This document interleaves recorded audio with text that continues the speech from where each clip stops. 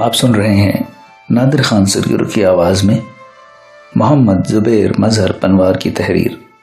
عنوان ہے میری کہانی۔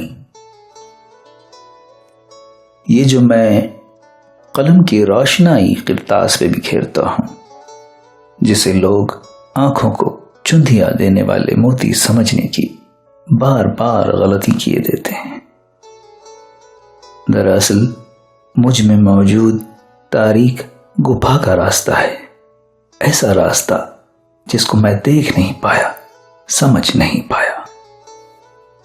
ہاں، تمہارے ہی معاشرے کے لوگ مجھے عجب سے تذبذب میں ڈالے ہوئے ہیں، جگہ جگہ چرچا کیے پھرتے ہیں کہ میں لکھاری بن گیا، ایسا تخلیق کار کہ جو چند دنوں میں آسمان کی بلندیوں کو چھو گیا۔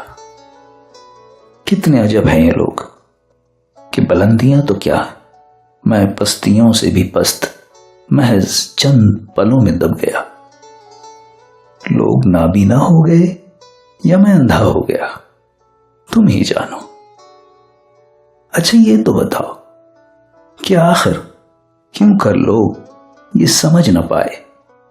میں نے تو کبھی کچھ بھی نہیں لکھا، ہاں مگر قلم چلاتا رہا تو محض اس واسطے کہ میں اپنا بکھرا اور ٹوٹا وجود جو کرچیاں ہو چکا اسے سمیٹ لوں، مگر کہاں سمٹتا میں؟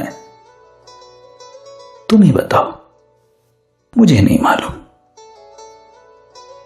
جانتی ہو، جب سے میں نے ہوش سنبھالا ہے میں سب کچھ سمیٹنے کی تگ و دو میں لگا رہتا ہوں۔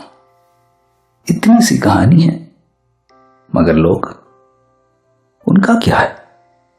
کیسے سمجھاؤں ان کو کہ ہم کو معلوم ہے جنت کی حقیقت، لیکن دل کے خوش رکھنے کو غالب یہ خیال اچھا ہے۔